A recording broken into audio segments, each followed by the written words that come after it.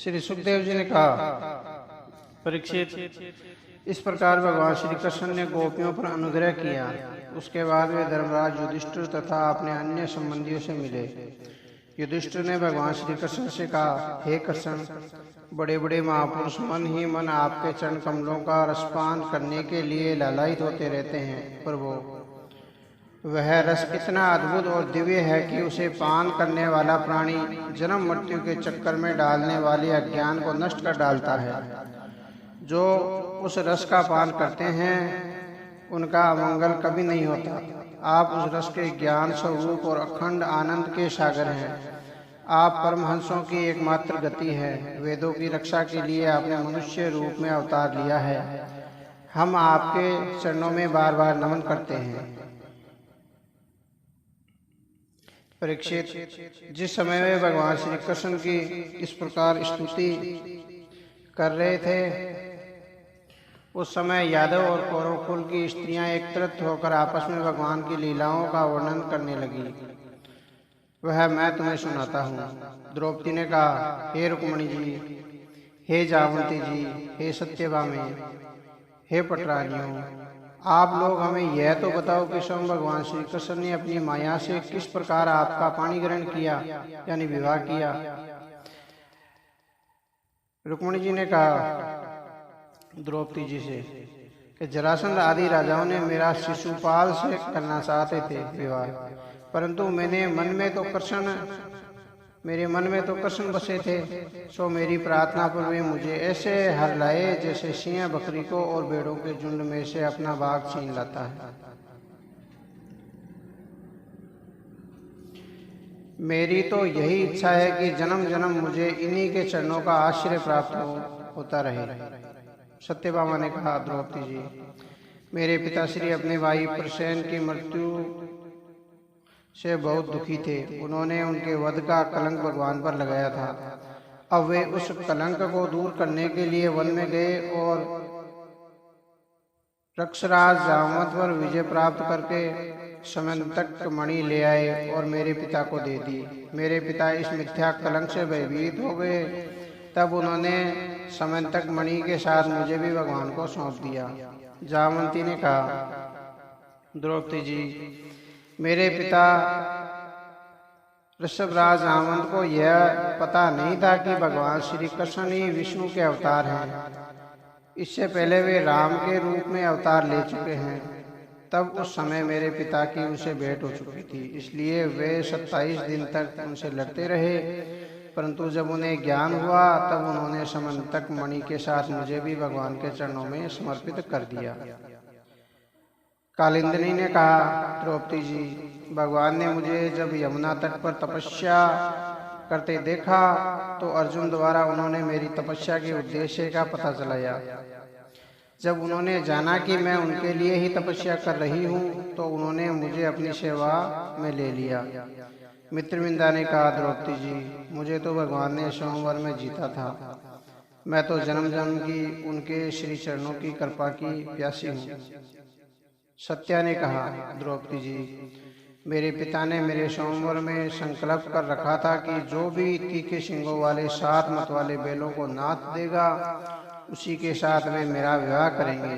भगवान ने यह चमत्कार कर दिखाया और वे मुझे जीतकर द्वारका ले आए। भद्रा ने कहा, द्रौपदी जी, भगवान मेरे मामा के पुत्र हैं। मेरा मन उनमें अनुरक्त है। तब मेरे पिता ने स्वेच्छा से मेरा विवाह भगवान से कर दिया। मुझे तो मुँह मांगी प्रभु भक्ति प्राप्त हुई है। लक्ष्मणा ने कहा, द्रौपदी जी, देवऋषि नारद के मुख से भगवान की लीलाओं का गुणगान सुनकर मेरा मन इनमें अनुरक्त हो गया था। मेरे पिता व्रतसेन ने मेरे विवाह के लिए स्वयंवर रचा था। उसमें आपके स्वयंवर की भांति ही एक मछली की आंख को भेदना था, परंतु मेरे स्वयंवर में मछली ढकी हुई थी और उसकी परछाई जल में पड़ रही थी। उसे देखकर ही उसकी आंख भेदनी थी। बड़े बड़े वीर उसे नहीं कर सके। तब भगवान ने पलक झपकते ही वह लक्ष्य भेद दिया और मेरा पाणी ग्रहण किया। 16,000 रानियों की ओर से रोहिणी जी ने कहा, द्रौपदी जी, भगवान ने भौमासुर को मारकर उसके बंदी गृह में बंद अनेक राजाओं की 16,000 कन्याओं को मुक्त कराया था। उन्हें भगवान ने स्वीकार किया और अपनी दासी बना लिया। हम सभी उन्हीं के श्री चरणों का स्मरण करती हैं जो जन्म मृत्यु के चक्कर से मुक्ति देने वाले हैं। हमें स्वर्ग का भोग नहीं चाहिए, हम तो जन्म जन्मांतर तक भगवान श्री कृष्ण के चरणों की दासी बनी रहना चाहती हैं। श्री सुखदेव जी ने कहा, परीक्षित, सर्वात्मा भगवान श्री कृष्ण के प्रति उनकी पत्नियों का कैसा प्रेम और भक्तिभाव है, यह द्रौपदी और अन्य कौरववंशी रानियों ने सुना तो वे सभी उनके अलौकिक प्रेम को देखकर विस्मित हो गई। उसी समय बहुत से ऋषि मुनि भगवान श्री कृष्ण के दर्शन करने वहां आए। उनमें व्यास जी, नारद जी, सवन्य ऋषि, विश्वामित्र जी, भरद्वाज जी, गौतम, परशुराम जी, वशिष्ठ, गालव, भृगु, पुलत्स्य, कश्यप, अत्रि, मार्कंडेय आदि प्रमुख थे जो अपने शिष्यों के साथ पधारे थे। उन्हें देखकर पहले से वहां बैठे कौरव पांडव उनके सम्मान में उठकर खड़े हो गए। उन सभी ने उन्हें सादर प्रणाम किया। उसके बाद सभी का आदर सत्कार किया गया। जब सभी बैठ गए तब भगवान श्री कृष्ण ने उनसे इस प्रकार कहा, आप लोगों का दर्शन देवताओं को भी दुर्लभ है। आज आप सबके दर्शन करके हमारा जीवन धन्य हो गया। केवल तीर्थ नहीं होते, केवल मिट्टी पत्थर की मूर्तियां ही देवता नहीं होती।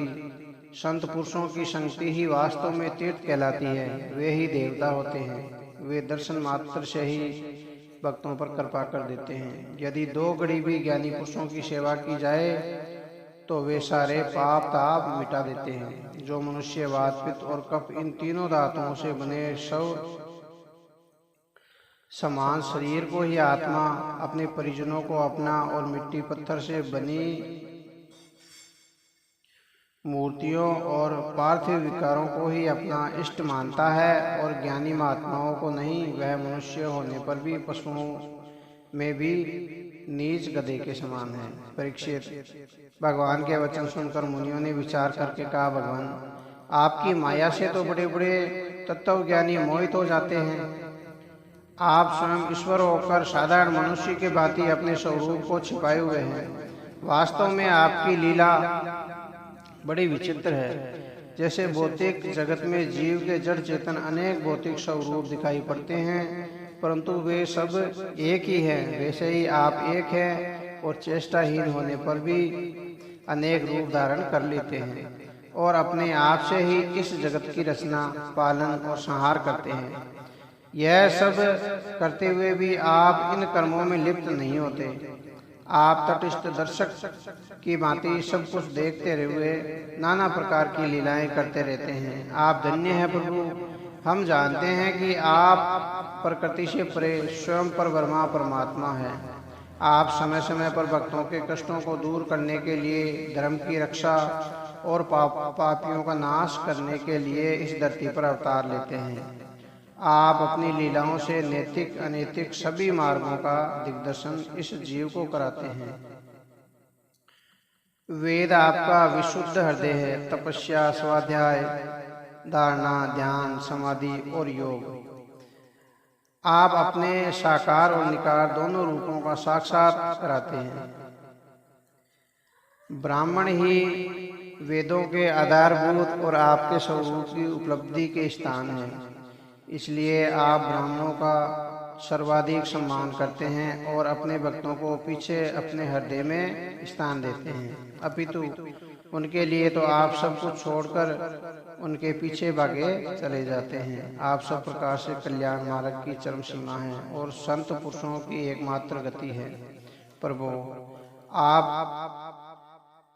आज आपके दर्शन करके हमारा जन्म, हमारी विदा, हमारा तप, हमारे समस्त कर्म सफल हो गए हैं। वास्तव में सबके परम फल आप ही हैं। प्रभु, आपका ज्ञान अनंत है। आप स्वयं सच्चिदानंद स्वरूप पर ब्रह्मा परमात्मा हैं। आपने अपनी योग माया द्वारा अपनी महिमा को छिपा रखा है। हे प्रभु, हम आपको सत सत बार बार नमन करते हैं। हम आपके भगत हैं। आप हम पर कृपा कीजिए, हम पर दया कीजिए, अपने परम पद में हमें स्थान दीजिए, अपनी दिव्य ज्योति में हमें लीन कीजिए। परीक्षित, भगवान की स्तुति करके जब वे मुनिगण उनसे आज्ञा लेकर अपने अपने आश्रमों पर जाने लगे, तब वसुदेव जी ने उन्हें प्रणाम करके निवेदन किया, ऋषिगण, आप लोग कृपा करके मेरी एक प्रार्थना सुनिए। आप मुझे ऐसा उपदेश दें कि किन कर्मों के अनुष्ठान से कर्मों और कर्म वासनाओं का नाश होकर मोक्ष की प्राप्ति होती है। नारद जी ने कहा, वसुदेव जी, आप गंगा के पवित्र तट को छोड़कर दूसरे तीर्थों पर शुद्धि के लिए जाना चाहते हैं। यह तो बड़ी विचित्र बात है।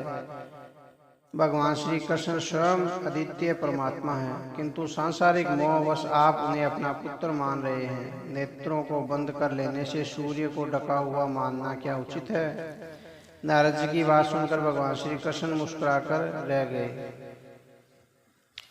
वसुदेव जी ने जैसे कुछ नहीं समझा कि वे क्या कहना चाहते हैं। इस पर समस्त ऋषियों ने व्यास जी के मुख से यह कहलवाया, वसुदेव जी, कर्म वासनाओं और कर्म फलों का पूर्ण विनाश तभी संभव है जब यज्ञ आदि करके यज्ञों के अधिपति भगवान विष्णु की आराधना की जाए। त्रिकालदर्शी ज्ञानियों ने शास्त्र सम्मत चित्त की शक्ति का यही उपाय बताया है कि यह कर्म मोक्ष प्राप्त करने का सबसे सरल साधन है, जो चित्त में आनंद और उल्लास उत्पन्न करने वाला है। न्यायोचित रूप से कमाए हुए धन से श्रद्धापूर्वक भगवान पुरुषोत्तम की आराधना करना ही ब्राह्मणों, क्षत्रियों, वैश्यों और अन्य जातियों के गृहस्थियों के लिए परम कल्याण का मार्ग है।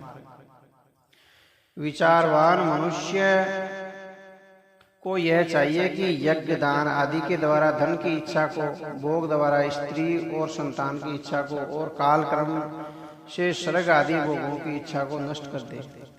धीर पुरुष गृहस्थ जीवन में रहते हुए भी इन तीनों प्रकार की इच्छाओं का परित्याग करके तपोवन जैसा सात्विक जीवन बिताते हैं। वसुदेव जी, ब्राह्मण, क्षत्रिय, वैश्य तीनों देवता, ऋषि और पितरों का रण लेकर ही उत्पन्न होते हैं। यज्ञ, अध्ययन और संतानोत्पत्ति से इनके रणों से छुटकारा प्राप्त होता है। इनके रण से उत्तीर्ण हुए बिना ही जो संसार का त्याग करता है उसका पतन हो जाता है। वसुदेव जी, आप अब तक ऋषियों और पितरों के रण से मुक्त हो चुके हैं। अब आपको यज्ञ करके देवताओं का रण भी उतारना चाहिए। उसके बाद आप गृह त्याग करके भगवान की शरण में चले जाइए। परीक्षित, ऋषियों की बात सुनकर परम मनस्वी वसुदेव जी ने उन्हें प्रणाम किया और यज्ञ के लिए शतविजों के रूप में उन्हें मनाया। उसके बाद उन्होंने कुरुक्षेत्र के पुण्य क्षेत्र में उत्तम सामग्री से युक्त यज्ञ कराया और सभी ब्राह्मणों को धन धान्य तथा गौओं का दान देकर उन्हें सम्मानित किया। भगवान श्री कृष्ण और बलराम जी ने ब्रज के गोपियों को बड़ी बड़ी सामग्रियां देकर उनकी पूजा अर्चना की और उनका सत्कार किया। अंत में सभी परिजन एक एक करके वहां से विदा हो गए। जाते समय वसुदेव जी ने नंद बाबा का हाथ पकड़कर बड़े प्रेम से कहा, भाई, भगवान ने स्नेह और प्रेम का एक बहुत बड़ा बंधन मनुष्यों के लिए बनाया है। बड़े बड़े शूरवीर और योगी तक इस बंधन को तोड़ने में असमर्थ हैं। आपने हमारे प्रति जो प्रेम और मित्रता का व्यवहार किया है वह हमारे जीवन की धरोहर है। हम आपका बदला नहीं चुका सकते, आपको इसका कोई प्रतिदान भी नहीं दे सकते। ऐसा करके हम आपका अपमान भी नहीं करते। आपका और हमारा मैत्री संबंध अटूट है। परीक्षित, ऐसा कहकर वसुदेव जी ने प्रेम के उद्रेक में भरकर नंद बाबा को हृदय से लगा लिया और अश्रुपात करने लगे। बड़ी कठिनता से वे उन्हें विदा कर पाए। सबके अंत में भगवान श्री कृष्ण ने अपने परिवार के साथ द्वारका के लिए प्रस्थान किया। श्री सुखदेव जी ने कहा, परीक्षित,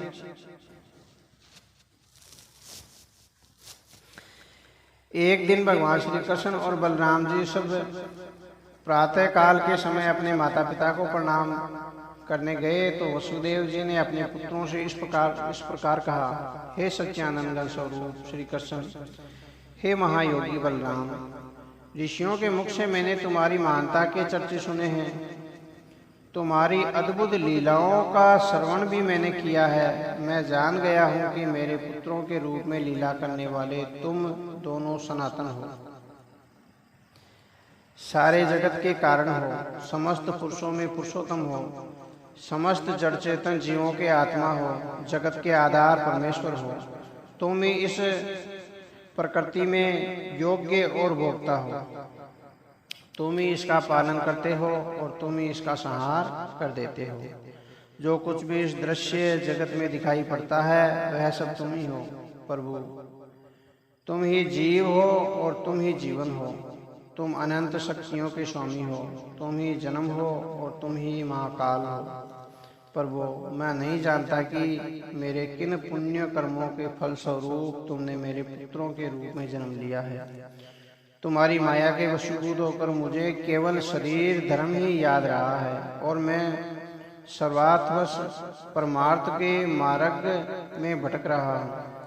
मैं इस परिवार बंधन में पड़कर अपने शरीर और अपने निकट संबंधियों को ही सब कुछ मान बैठा हूँ। मैं अज्ञान के अंधकार में पड़ा सत्य को नहीं जान पा रहा हूँ। प्रभु, मेरी आंखों पर से पर्दा हटाइए और मुझे अपनी शरण में लेकर इस जीवन के बंधन से मुक्त कीजिए।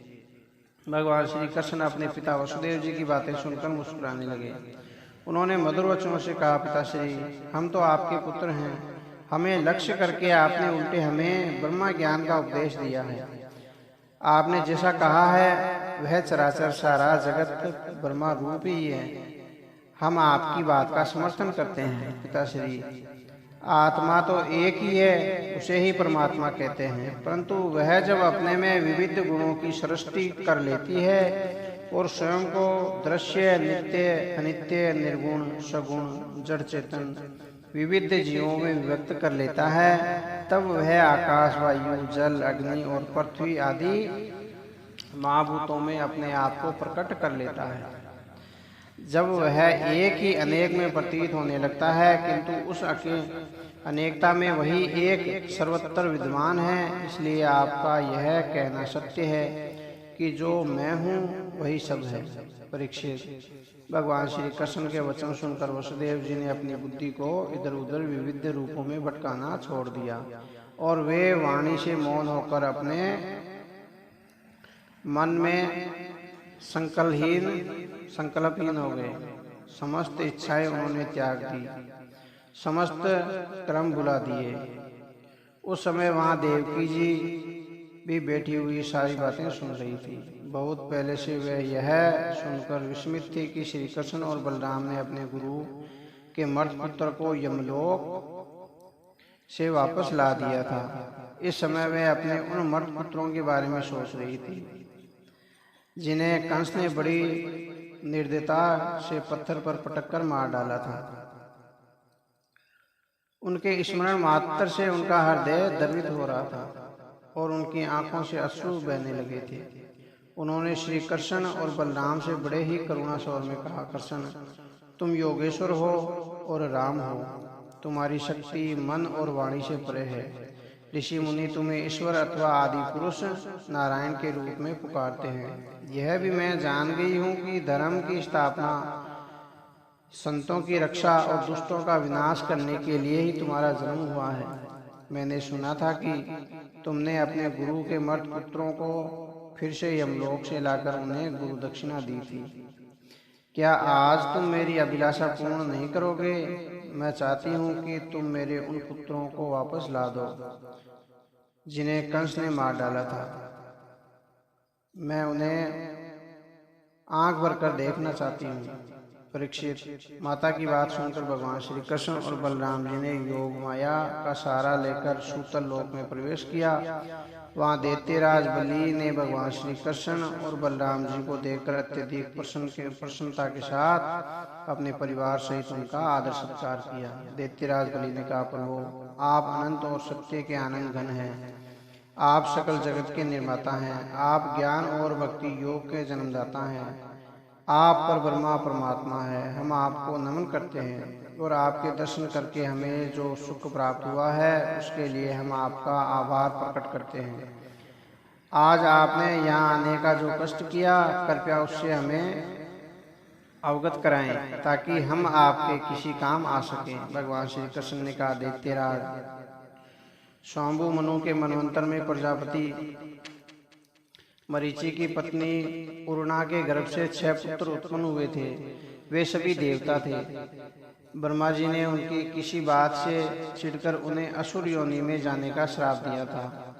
वे हिरण्यकश्यप के पुत्रों के रूप में प्रकट हुए।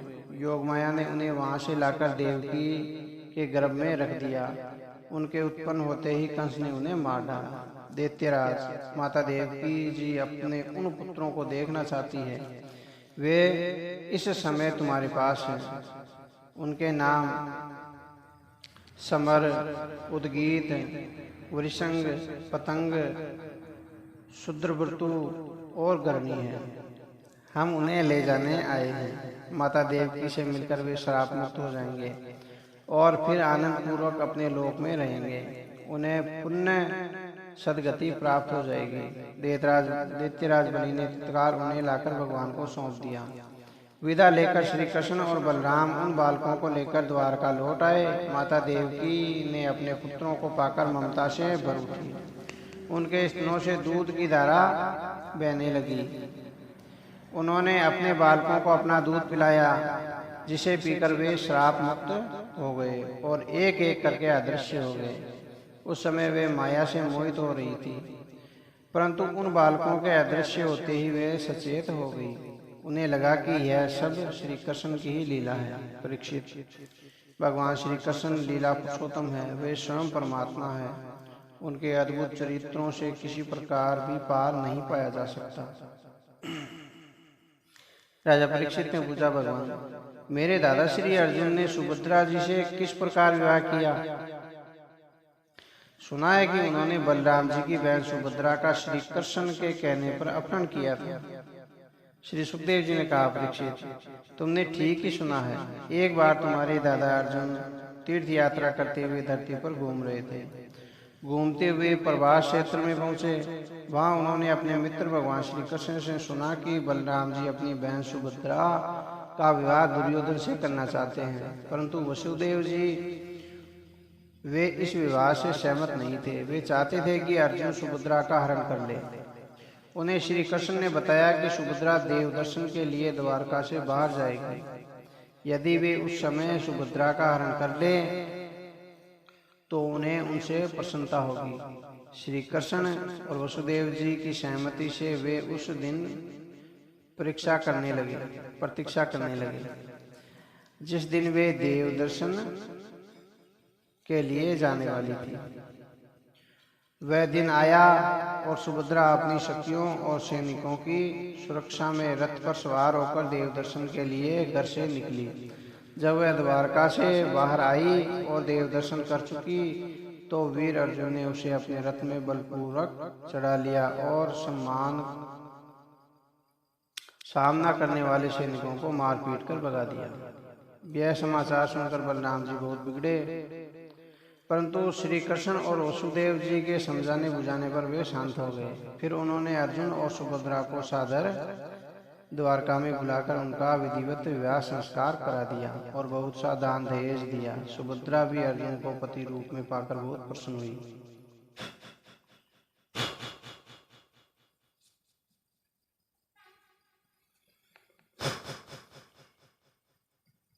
परीक्षित, विदेहराज जनक की राजधानी मिथिला में श्रुदेव नाम के एक गृहस्थ ब्राह्मण रहते थे। वे भगवान श्री कृष्ण के परम भक्त थे। वे बड़े ज्ञानी और संतोषी व्यक्ति थे।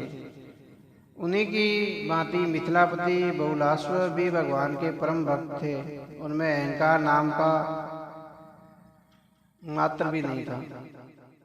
एक बार उन पर प्रसन्न होकर भगवान श्री कृष्ण ने सारथी दारूक से रथ मंगवाया और उस पर सवार होकर विदेह देश की यात्रा की। उनके साथ देवर्षि नारद, वामदेव, अत्रि, वेदव्यास, परशुराम, असित, अरुणी और मैं उनके साथ थे। बाद में आचार्य बृहस्पति, ऋषि कणव, मैत्रेय और चवन्य आदि ऋषि भी हमारे साथ हो लिए। राजन, भगवान श्री कृष्ण जहाँ जहाँ से गुजरते वहाँ वहाँ उनका बहुत आदर, सत्कार और पूजा होती। सभी भगवान के उन्मुक्त हास्य और प्रेम भरी चितवन से मोहित हो जाते थे और उनकी जय जयकार करते थे। इसी प्रकार वे यात्रा करते हुए एक दिन विदेह जा पहुंचे। भगवान श्री कृष्ण के आने का समाचार सुनकर राजा और रंक सभी नागरिक उनका यथोचित सत्कार करने के लिए नगर की सीमा पर एकत्रित हो गए और भगवान के आने पर उन्होंने विधिवत पूजा अर्चना करके उनकी अगवानी की। उन्होंने सभी ऋषियों मुनियों का भी सादर सत्कार किया। उनके चेहरे आनंद से खिले हुए थे और वे भगवान पर पुष्प वर्षा कर रहे थे। मिथिला नरेश, बहुलाश्व और ब्राह्मण श्रुतदेव ने भगवान के चरणों में गिरकर उनका अभिनंदन किया। उन्होंने आतिथ्य के लिए उनसे हाथ जोड़कर प्रार्थना की। इस पर भगवान ने दोनों की प्रार्थना स्वीकार कर उनका आतिथ्य ग्रहण किया। एक ही समय में वे दोनों के घर पृथक पृथक रूप में पधारे। दोनों यह नहीं जान सके कि उसी समय वे दूसरे स्थान पर भी आतिथ्य ग्रहण कर रहे हैं, यानी अतिथि के रूप में पधारे हुए हैं। राजा बहुलाश्व ने हर प्रकार से उनकी और उनके साथ आए ऋषि मुनियों का आदर सत्कार किया और स्वादिष्ट भोजन कराया। सभी कार्यों से निवृत्त होकर राजा ने कहा, प्रभु, आप सभी प्राणियों के आत्मा, साक्षी और स्वयं प्रकाश परमात्मा हैं। हम सदैव आपके चरण कमलों की आराधना करते हैं।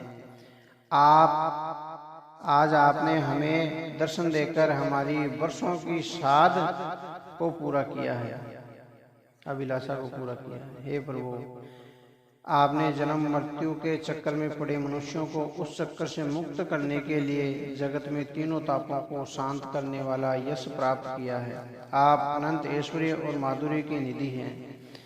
आप सच्चिदानंद परब्रह्मा हैं और सभी के चित्त को अपनी ओर आकर्षित करते हैं। मेरी इच्छा है कि आप कुछ दिन यहीं मेरे पास रहें और अपने चरणों की धूलि से निमि वंश को पवित्र करें। परीक्षित, भगवान ने राजा बहुलाश्व की प्रार्थना स्वीकार कर ली और कुछ दिनों में वहीं रहे।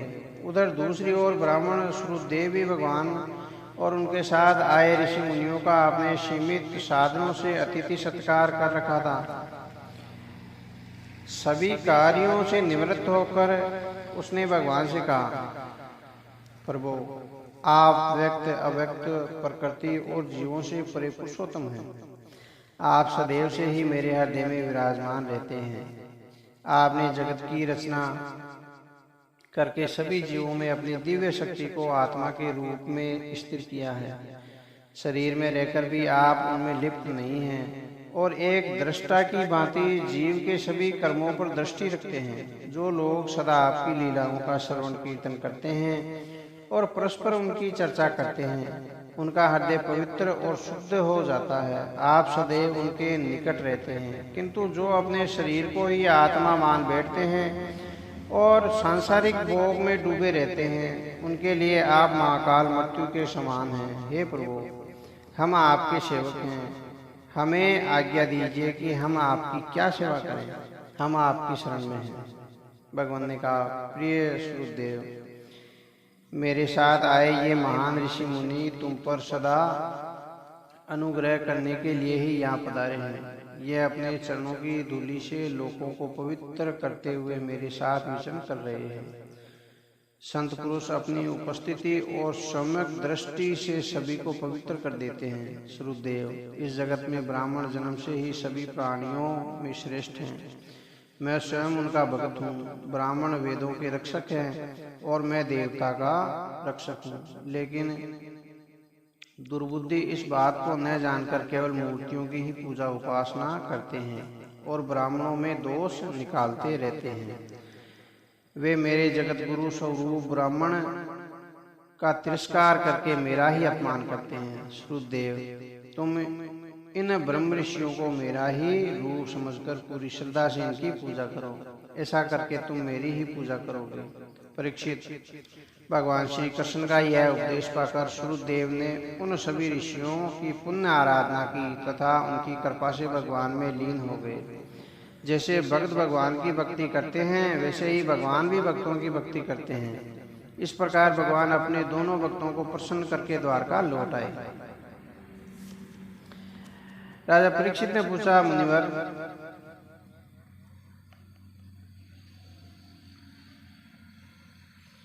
वेद निर्गुण ब्रह्मा का प्रतिपादन किस प्रकार करते हैं, क्योंकि निर्गुण स्वरूप तो उनकी पहुंच से परे है।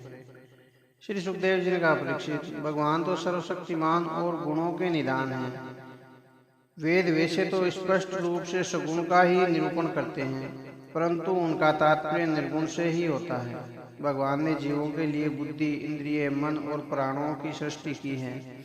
इसके द्वारा वे स्वेच्छा से धर्म, अर्थ, काम और मोक्ष को प्राप्त कर सकते हैं। प्राण जीव में जीवन का संचार करता है। कानों के द्वारा वह ओंकार का श्रवण करता है। मन के द्वारा मनन कर सकता है और बुद्धि के द्वारा परमात्मा का निर्णय कर सकता है। ब्रह्मा का प्रतिपादन करने वाले उपनिषदों यानी वेदांत का भी यही स्वरूप है। जो मनुष्य श्रद्धापूर्वक इसे मन में धारण कर लेता है वह समस्त मायावी बंधनों से मुक्त होकर परम कल्याण के दाता परमात्मा से साक्षात्कार कर लेता है।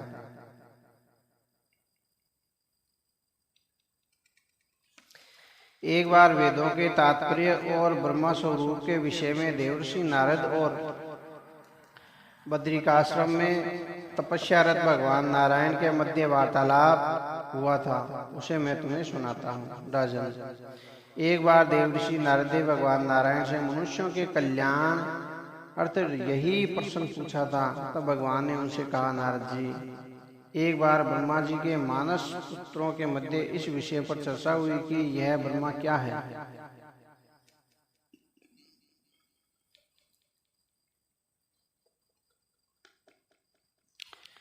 इसके विषय में क्या कहते हैं।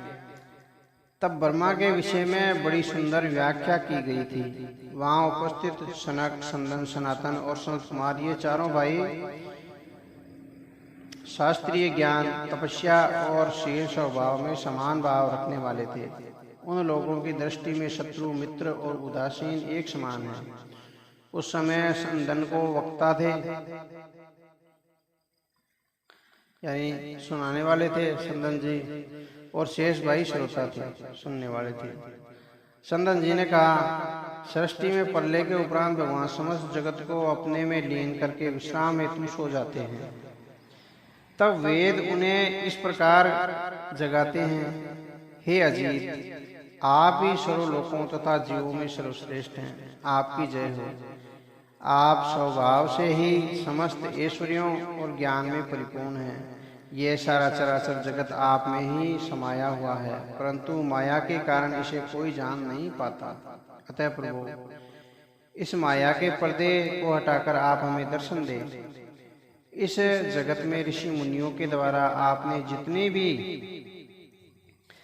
साधनाएं, ज्ञान, कर्म आदि शक्तियों द्वारा प्रतिपादन कराया है, उन सभी के नियता आप ही हैं।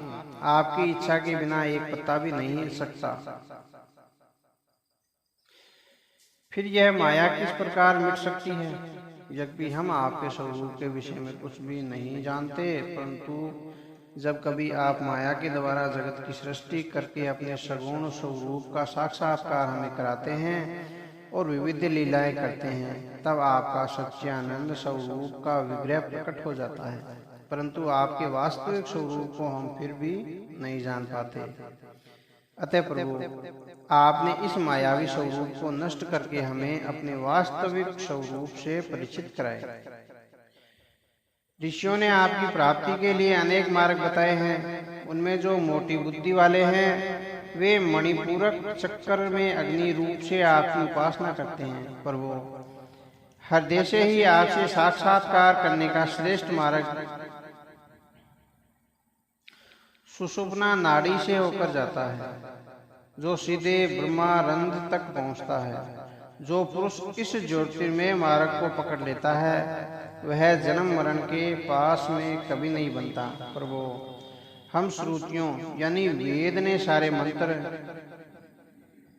इंद्र, वरुण, वायु, सविन, अग्नि आदि देवताओं पर रचे हैं, परंतु हम संपूर्ण जगत को ब्रह्मा स्वरूप ही अनुभव करते हैं, क्योंकि जिस समय संपूर्ण जगत नष्ट हो जाता है उस समय आप ही बसते हैं। आप एक रस निर्विकार हैं। जो भी विकार उत्पन्न होता है वह आपकी माया के कारण ही होता है। हमें चाहे जिस रूप में भी वर्णन करें, मूल रूप से हम आपकी ही गुणगान करते हैं।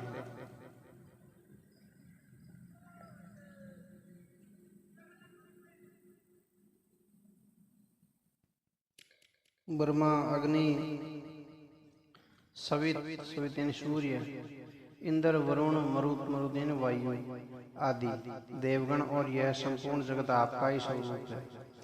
यह आपसे पृथक नहीं है। भगवान, सत्व, रज और तम ये तीनों गुण माया से ही जन्म लेते हैं और अच्छे बुरे कर्मों में संचालक बनते हैं, परंतु हम जानते हैं कि ये तीनों गुण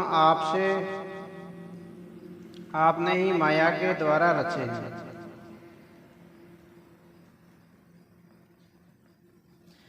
माया तो आप ही की है, जिसे आप अपनी इच्छा से ही नचाते रहते हैं।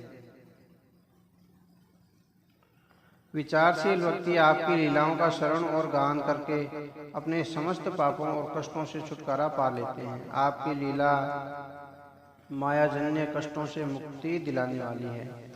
जो निरंतर आपकी रूप माधुर्य में निमग्न रहते हैं उन्हें कोई कष्ट कभी नहीं सताता। वे परम शांत होकर निरंतर अखंड आनंद का परम रस पान करते हैं। प्रभु, प्राणियों के जीवन की सफलता इसी में है कि वे सदैव आपकी लीलाओं का भजन सुने और दूसरों को सुनाएं। मनुष्यों को आपके अस्तित्व के कारण ही अन्नमय, प्राणमय, मनोमय, विज्ञानमय और आनंद में इन 5 कोशों का अनुभव इस शरीर में होता है। इस 5 कोशों में आप ही तो विद्यमान हैं। जैसे जो शरीर में है वही ब्रह्मांड में है। इस शरीर में मैं और मेरा की अनुभूति में आपका ही स्वरूप उपस्थित है। आपके इस शरीर से जाते ही यह मेरा, मैं और मेरा कहाँ चला जाता है। अतः इस सरासर प्रकृति के मध्य मायावी गुणों से परे आप ही आप हैं। आप इसमें दृष्टि गोचर होते हुए भी नहीं हैं। इस शरीर और ब्रह्मांड से परे आपकी ही सत्ता है, क्योंकि आप इसके साक्षी और आप ही सत्य हैं। इसलिए आपकी स्तुति के बिना यह जीवन व्यर्थ है। हे प्रभु, देवता, मनुष्य, असुर, पक्षी, पक्षी, पेड़ पौधे, जलचर, कीट पतंग, जितनी भी योनियां हैं अर्थात जीवों के जितने भी रूप हैं वे सभी आपकी ही कृतियां हैं।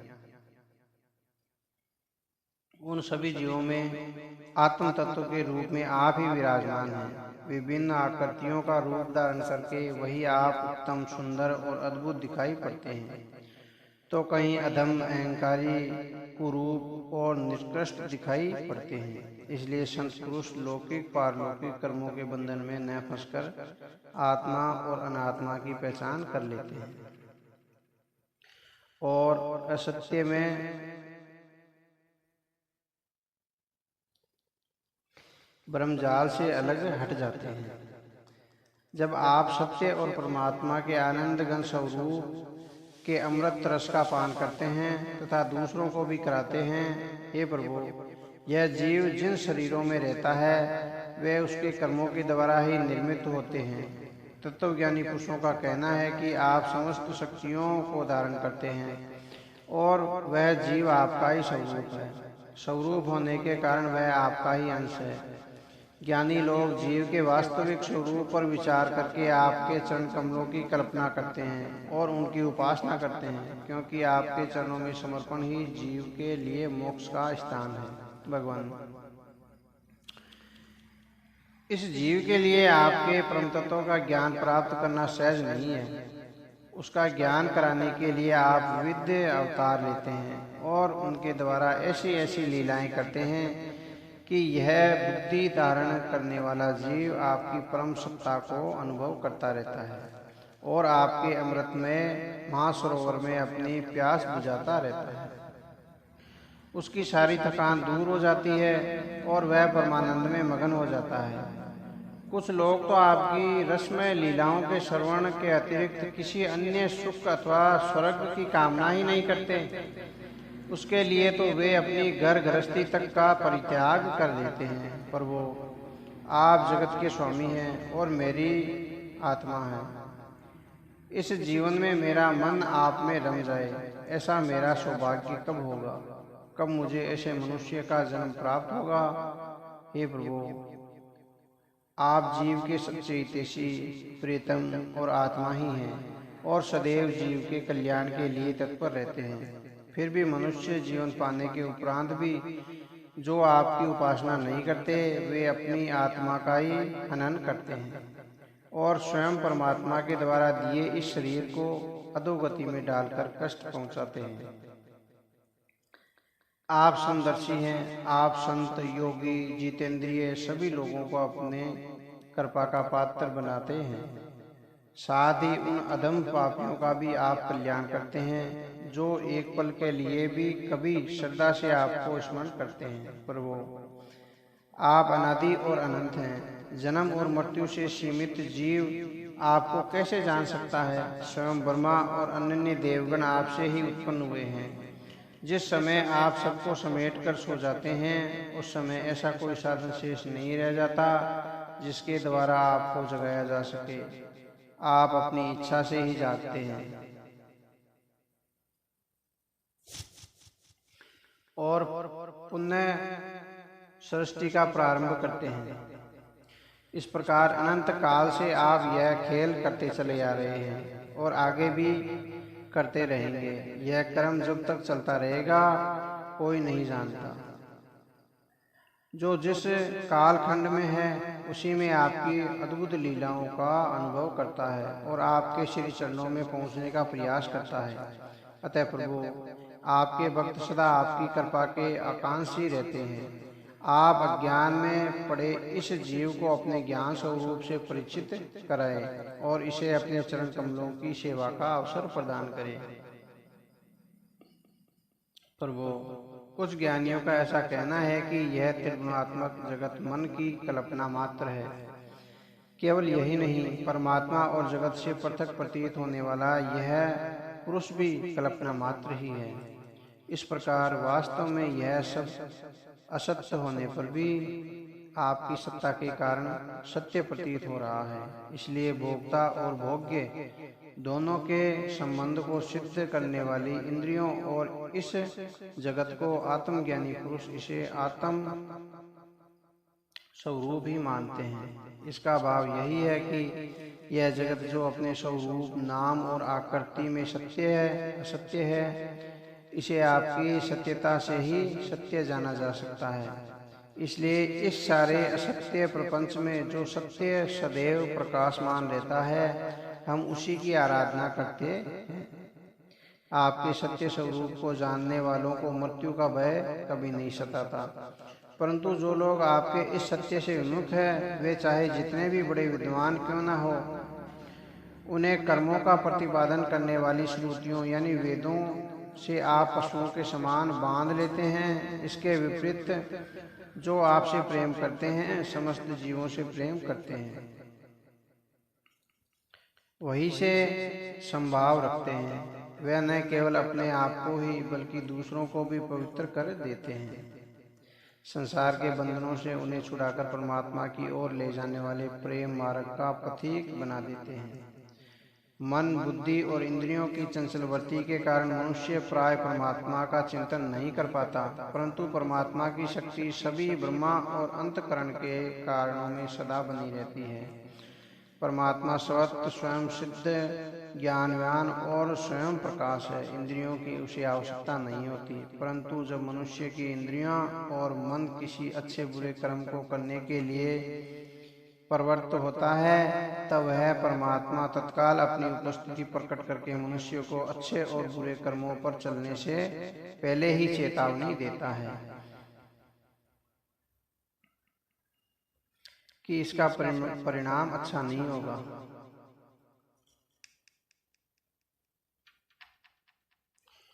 उसे स्वीकार करने या न करने का दायित्व जीव का होता है। परमात्मा तो परम दयालु है, प्रकाश के समान वह सभी में सम है।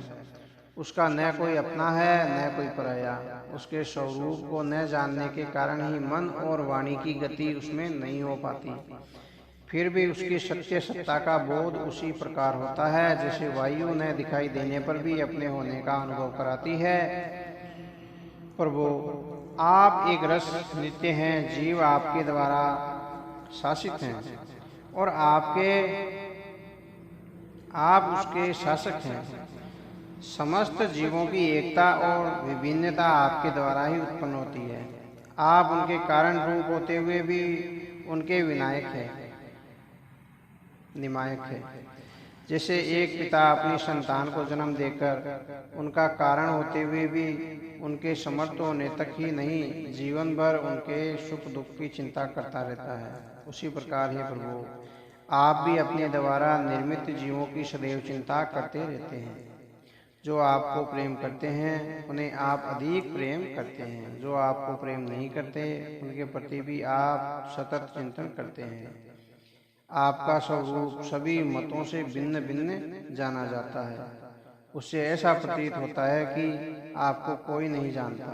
सभी अपनी अपनी सीमित बुद्धि से आपके अनंत ज्ञान स्वरूप परम तत्व की कल्पना करते रहते हैं। प्रकृति और पुरुष दोनों ही अजन्मे हैं, उनके वास्तविक रूप को आप ही हैं।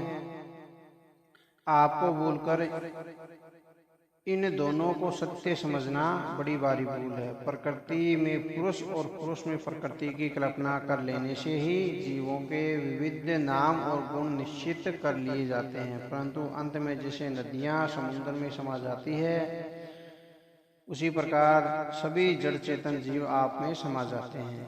प्रभु, सभी जीव आपकी माया के कारण भ्रम में पड़कर भटकते रहते हैं, अपने को आपसे अलग मानकर जन्म मृत्यु के चक्कर में फिरते रहते हैं। परंतु बुद्धिमान लोग इसे समझकर तत्काल आपकी शरण ले लेते हैं, क्योंकि जन्म मृत्यु के इस चक्कर से आप ही मुक्ति दिलाते हैं। मृत्यु उन्हें ही भयभीत करती है जो आपकी शरण में नहीं आते। जो आपके शरणागत हैं, आपके भगत हैं, उन्हें जन्म मृत्यु का भय कभी नहीं सताता।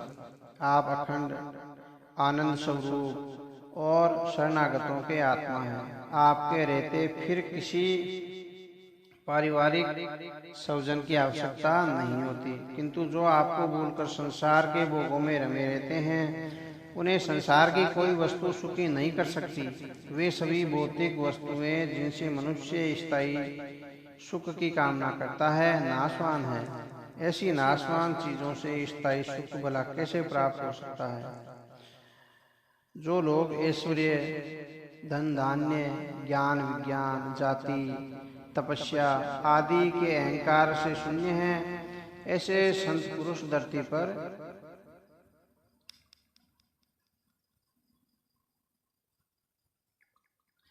सभी को पवित्र करने वाले पुण्य तीर्थ हैं, क्योंकि उनके हृदयों में सदैव आपके चरण कमलों की स्मृति बनी रहती है। प्रभु, जैसे रस्सी में ब्रह्म द्वारा सर्प का आभास हो जाता है, वैसे ही सत्य वस्तु में अविद्या के कारण सत्य प्रतीत होने वाला यह जगत भी मिथ्या ही है। कर्मफल को सत्य बताने वाली श्रुतियां केवल उन्हीं लोगों को भ्रम में डालती हैं जो कर्म में जड़ हो रहे हैं। उनका तात्पर्य कर्मफल की नियतता बतलाने में नहीं, बल्कि उन कर्मों की प्रशंसा करके उनके कर्मों में लगाने में है। वास्तविक तथ्य यह है कि यह जगत न तो उत्पत्ति से पहले था और न यह प्रलय के बाद होगा। इससे यही सिद्ध होता है कि यह मध्य में भी एक रस परमात्मा में मिथ्या ही है। इसी से हम श्रुतियाँ इस जगत का वर्णन ऐसी उपमाओं के द्वारा करती है कि जैसे मिट्टी में घड़ा छिपा होता है, लोहे में शस्त्र और सोने में आभूषण छिपे होते हैं। वास्तव में ये मिट्टी, लोहा और सोना ही है, केवल इनका रूप बदल जाता है। जीव में आत्मा ही सत्य है, जिसमें कोई परिवर्तन नहीं होता। परिवर्तन शरीर में होता है, क्योंकि वह नाशवान है। इसी प्रकार परमात्मा में यह जगत नाम मात्र को ही है, मिथ्या है और ही कल्पना है। मूर्ख लोग ही इसे सत्य मानते हैं। प्रभु, जैसे सांप अपनी केंचुली को छोड़ देता है और उससे कोई संबंध नहीं रखता, वैसे ही आप भी माया और अविद्या से कोई संबंध नहीं रखते, उसे आप सदैव छोड़ते रहते हैं। इसी कारण आपकी शक्ति, आपका ऐश्वर्य सदैव आपके साथ ही रहता है। जो साधक सदैव अपनी इंद्रियों को ही तृप्त करने में लगे रहते हैं और भोग वासनाओं से विरक्त नहीं होते, उन्हें जीवन भर और जीवन के बाद भी दुख ही दुख भोगना पड़ता है। उन्हें अपनी शक्ति और ऐश्वर्य का एक अंश भी प्राप्त नहीं होता। ऐसे साधक वास्तव में दंभी होते हैं। ऐसे लोग सदैव नरक का ही दारुण दुख भोगते हैं। किंतु आपके वास्तविक स्वरूप को जानने वाला व्यक्ति पाप पुण्य कर्मों के फल को, दुख सुख को न तो जानता है न भोगता है। वह भोक्तापन के भाव से ऊपर उठ जाता है। शास्त्र सम्मत विधि विधान भी उससे अलग हट जाते हैं। ये विधि विधान तो उन्हीं लोगों के लिए है जिन्हें अपने देह का अभिमान रहता है। प्रभु, जिसे आपके स्वरूप का ज्ञान नहीं हुआ, वह भी यदि प्रतिदिन प्रत्येक युग में की गई आपकी लीलाओं का गुणगान सुनकर आपको अपने हृदय में बैठा लेता है, तो आपका वह प्रेमी भक्त भी पाप पुण्यों के फल, सुख दुख और विविध निषेधों से दूर हो जाता है। उसके लिए तो आप ही मोक्ष की गति बन जाते हैं। भगवान, स्वर्ग आदि लोगों के अधिपति देवराज इंद्र, ब्रह्मा आदि भी जब आपकी था नहीं पा सके, तो हमारी विषाद तो है ही क्या, जिसका कोई अंत ही नहीं है, उसे कोई कैसे जान पाएगा। जैसे हवा में धूल के असंख्य कण उड़ते रहते हैं, वैसे ही आप में काल के वेग से अपने से उत्तरोत्तर 10 गुना 7 आवरण वाले असंख्य ब्रह्मांड एक साथ ही घूमते रहते हैं। तब भला आपकी सीमा हम कैसे जान सकते हैं। हम श्रुतियां भी आपके वास्तविक स्वरूप का साक्षात वर्णन नहीं कर सकती। आपके अतिरिक्त उन वस्तुओं का निषेध करते करते हम अपनी सत्ता को भी असामान्य कर देती है और आपके स्वरूप में ही अपनी सत्ता को खोकर सफल हो जाती है। भगवान नारायण ने कहा, देवर्षि से इस प्रकार सनकादि ऋषियों ने आत्मा और ब्रह्मा की एकता बताने वाले उपदेश को सुनकर आत्म स्वरूप को जाना। वे सभी ऋषि सृष्टि के आरंभ में उत्पन्न हुए थे। वे ही सबके पूर्वज हैं। समस्त वेदों का सार तत्व उन्होंने निचोड़ लिया था। देवर्षि, आप भी ब्रह्मा के मानस पुत्र हैं। आप उनकी ज्ञान संपत्ति के उत्तराधिकारी हैं। आप भी श्रद्धा के साथ इस ब्रह्मा विद्या को धारण करो। यह विद्या मनुष्यों की समस्त वासनाओं को भस्म कर देने वाली है। परीक्षित, देवऋषि नारद ने भगवान नारायण के इस उपदेश को श्रद्धा पूर्वक ग्रहण कर लिया और उसमें इस प्रकार कहा, भगवान, आप सच्चिदानंद स्वरूप श्री कृष्ण हैं। आपकी कीर्ति परम पवित्र है। आप ही समस्त प्राणियों के परम कल्याण के कारण हैं। आप ही मनुष्यों को मोक्ष देने वाले हैं। मैं आपको नमन करता हूँ। राजन, इस प्रकार देवर्षि नारद भगवान नारायण से उपदेश लेकर मेरे पिता श्री कृष्ण देवपायन के आश्रम में पधार गए, यानी वेद व्यास जी के आश्रम में पधार गए। मेरे पिता ने उनका यथोचित आदर सत्कार करके उन्हें पवित्र आसन पर बैठाया। तब देवर्षि नारद ने भगवान नारायण से जो सुना था उसे मेरे पिता को सुनाया। इस प्रकार मैंने अपने पिता से जो सुना था वह मैंने तुम्हें सुनाया कि श्रुतियां यानी वेद परमात्मा का वर्णन किस प्रकार करती हैं। वे इस विश्व का संकल्प करते हैं। वे ही आदि, मध्य और अंत में स्थित हैं। वे ही प्रकृति और जीव दोनों के स्वामी हैं। मनुष्यों के लिए वे ही वास्तव में अभय का एकमात्र स्थान है। उनका चिंतन निरंतर करते रहना चाहिए। राजा परीक्षित ने पूछा, मुनिवर, भगवान शंकर ने समस्त भोगों का परित्याग कर रखा है। वे त्याग और वैराग्य की साक्षात मूर्ति है, परंतु देखने में आता है कि जो भी सुर, असुर और मनुष्य उनकी उपासना करते हैं, वे प्राय सुख, संपत्ति, ऐश्वर्य संपन्न होते हुए भी धनी और भोगों का उपभोग करने वाले होते हैं, जबकि दूसरी ओर भगवान श्री हरि, विष्णु, लक्ष्मीपति हैं, सभी ऐश्वर्य से युक्त हैं, परंतु उनकी उपासना करने वाले प्राय धनी और भोग संपन्न नहीं होते, निर्धन और दरिद्र हुआ करते हैं। अर्थात उनके उपासकों को उनके स्वरूप के विपरीत फल प्राप्त होता है। कृपया इसका कारण बताइए कि त्यागी की उपासना से भोग और लक्ष्मीपति की उपासना से त्याग क्यों मिलता है। श्री सुखदेव जी ने कहा, परीक्षित, ब्रह्मा, विष्णु और महेश ये तीनों श्राप और वरदान देने में समर्थ हैं। इनमें महादेव जी और ब्रह्मा जी जल्दी पिघल जाते हैं और अपने भक्तों को वरदान दे देते हैं। एक बार जब तुम्हारे दादा धर्मराज युधिष्ठिर अश्वमेध यज्ञ कर चुके, तब भगवान श्री कृष्ण से उन्होंने भी यही प्रश्न किया था। तब भगवान श्री कृष्ण ने कहा था, राजन, जिस पर मैं कृपा करता हूँ उसका सब धन धीरे धीरे छीन लेता हूँ। जब वह निर्धन हो जाता है तब उसके सगे संबंधी भी उसकी परवाह करना छोड़ देते हैं। फिर वह धन के लिए उपभोग करता है, तब मैं उसका वह प्रयत्न भी विफल कर देता हूँ। इस प्रकार बार बार प्रयत्न करने और असफल हो जाने के कारण धन कमाने की ओर से उसका मन विरक्त हो जाता है और वह मेरे प्रेमी भक्तों का आश्रय लेता है। तब मैं उस पर भरपूर अपनी कृपा करता हूँ। मेरी कृपा से उसे परम सूक्ष्म अनंत सच्चानंद घन स्वरूप पर ब्रह्मा की प्राप्ति हो जाती है। इस प्रकार मुझे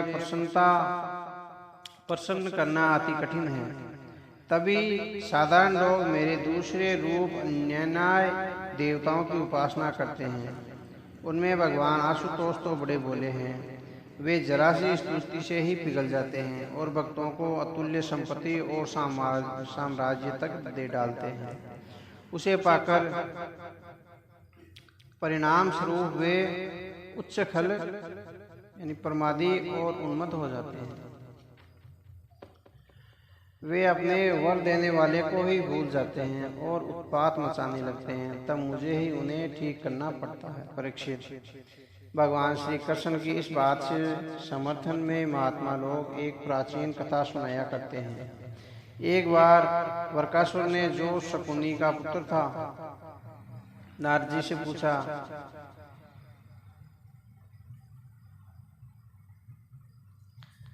ब्रह्मा जी, विष्णु और शिव जी में झटपट प्रसन्न होने वाले देवता कौन से हैं। इस पर नारद जी ने उनसे कहा, भगवान शिव जी का नाम बता दिया तो वे शीघ्र प्रसन्न हो जाते हैं। यानी नारद जी ने भगवान शिव जी का नाम बताया कि ये शिव जी झटपट प्रसन्न हो जाते हैं। रावण और बाणासुर ने भी उन्हें इसी प्रकार प्रसन्न किया था।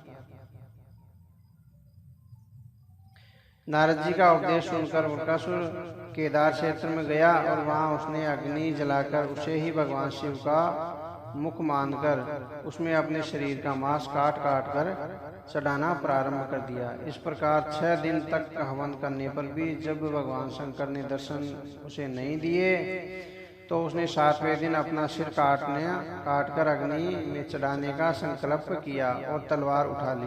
परंतु जैसे ही उसने अपनी गर्दन काटनी चाहिए, वैसे ही भगवान शंकर अग्नि में से सदैव प्रकट हुए और उनका हाथ पकड़ लिया, यानी वरकासुर का हाथ पकड़ लिया। वे बोले, प्रिय वरकासुर, मैं तेरी भक्ति से प्रसन्न हूँ, वर मांग। भगवान के स्पर्श मात्र से ही वरकासुर फिर से स्वस्थ हो गया था। वह हाथ जोड़कर बोला, भगवान मुझे ऐसा वर दीजिए कि मैं जिसके सिर पर हाथ रख दूं वह तत्काल मृत्यु को प्राप्त हो जाए। भगवान ने हंसकर कहा, तथास्तु, ऐसा ही हो। ऐसा वर देकर वे वहां से जाने लगे। तभी वरकासुर ने उन्हें रोका, जरा ठहर जाइए भगवान, मैं इस वरदान की परीक्षा करके तो देखूं। परीक्षित, दरअसल वरकासुर ने सोचा कि वह वर देने वाला शंकर ही नहीं रहेगा तो इसकी सुंदर पत्नी उमा उसकी हो जाएगी। ऐसा सोचकर वह भगवान शिव शंकर के सिर पर अपना हाथ रखने के लिए आगे बढ़ा। तभी शिव शंकर वहां से सोचते हुए भाग खड़े हुए। अरे, यह तो मुझ पर ही मेरे वरदान की परीक्षा करना चाहता है। यह मैंने कैसा वर इस दुष्ट को दे दिया। अब तो शंकर जी आगे आगे और वरकासुर उनके यानी पीछे पीछे, शिव जी के पीछे पीछे दौड़ने लगे। वे तीनों लोकों में भागते फिरे पर किसी ने भी उनकी सहायता नहीं की। सभी को अपनी जान बचाने की पड़ी थी कि कहीं यह उन्हीं के सिर पर हाथ न रखते। अंत में वे भागते हुए भगवान श्री हरि के वैकुंठ लोक में गए। भगवान नारायण ने उन्हें वैदवासी में भागकर आते देखा तो वे तत्काल समझ गए कि माजरा क्या है। भगवान नारायण तो संकट मोचन है। जो उनके लोक में आ जाता है उसे फिर किसी तरह का भय नहीं रहता। वे भगवान शिव शंकर के भय को समझकर तत्काल योग माया से एक ब्राह्मण का वेश बनाकर वरकासुर के सामने जा पहुंचे और बोले, अरे वत्स, इस प्रकार भयबड़ी में कहाँ जा रहे हो? देखो तो तुम कितने थके हुए लग रहे हो। लगता है कि काफी दूर से भागते चले आ रहे हो। थोड़ा रुककर सांस ले लो। यह शरीर सारे सुखों को प्रदान करने वाला है। इसके द्वारा ही सारी कामनाएं पूर्ण होती है। इसे अधिक कष्ट नहीं देना चाहिए। आप तो काफी समर्थक है। इस समय किस लिए यह भाग दौड़ कर रहे हैं? मेरे लिए कोई सेवा हो तो बताइए, मैं आपके किसी काम आ सकूं। परीक्षित, भगवान के मधुर वचनों को सुनकर वरकासुर ने भगवान शिव से वरदान पाने और वरदान की परीक्षा करने के लिए शिव के पीछे भागने की पूरी बात उन्हें बता दी। तब भगवान ने कहा, अरे ऐसी बात है वत्स, तो मैं उनकी बात पर कतई विश्वास नहीं करता। भगवान भोलेनाथ तो ऐसे ही हर किसी को प्रसन्न करने के लिए वर दे डालते हैं। आपको पता नहीं कि जब से दक्ष प्रजापति के श्राप के कारण उन्हें पिशाच भाव प्राप्त हो गया है, तब से वे प्रेतों और पिशाचों के ही सम्राट बने हुए हैं। दानवराज, आप भी कैसे बुद्धिमान हैं जो उनकी बात पर आपने विश्वास कर लिया। यदि आप उनकी बात पर विश्वास करते हैं तो सिर पर हाथ रखकर परीक्षा क्यों नहीं कर लेते? कहीं ऐसा न हो कि आपको बाद में पछताना पड़े और वही आपको अपने त्रिशूल से मार डाले। इसलिए उसके पास जाने से पहले उसके वरदान की परीक्षा अवश्य कर लीजिए। मैं ब्राह्मण हूँ, चाहे तो आप मेरे सिर पर ही अपना हाथ रखकर परीक्षा क्यों न कर लें। दानवराज वरकासुर जल्दी से बोला, नहीं प्रियवर, आपको मारकर मैं ब्रह्महत्या का दोषी बनना नहीं चाहता। इससे तो मैं अपने सिर पर ही हाथ रखकर परीक्षा कर लेता हूँ। परीक्षित, ऐसा कहकर उसने अपना हाथ अपने सिर पर रख दिया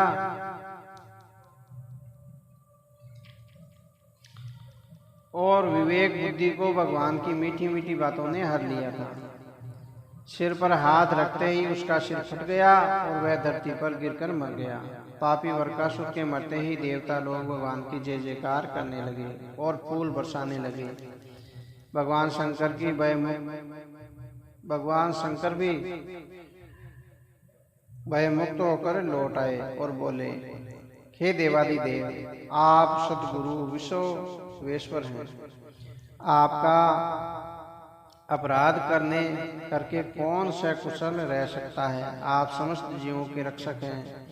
आप ही उन्हें जन्म देते हैं, पालते हैं और नष्ट कर देते हैं। आप अनंत सर्वशक्तियों के केंद्र हैं। आपकी एक एक शक्ति मन और वाणी से परे है। आप प्रकृति से परे परमात्मा हैं। परीक्षित, इस लीला को जो सुनता है वह संसार के सभी बंधनों से तथा भयों से मुक्त हो जाता है। जय श्री राम जी महाराज। आ कथा शायद 35 या 36 भाग में लार रह गई ही, एक वजह से आज वापस लार रह गई, मतलब बिया लार तो रिकॉर्डिंग में लार रहेगी, अभी की वजह से आज आ कथा वापस करी है। काल अंतिम भाग, लास्ट कथा काल दी। जय श्री राम जी महाराज।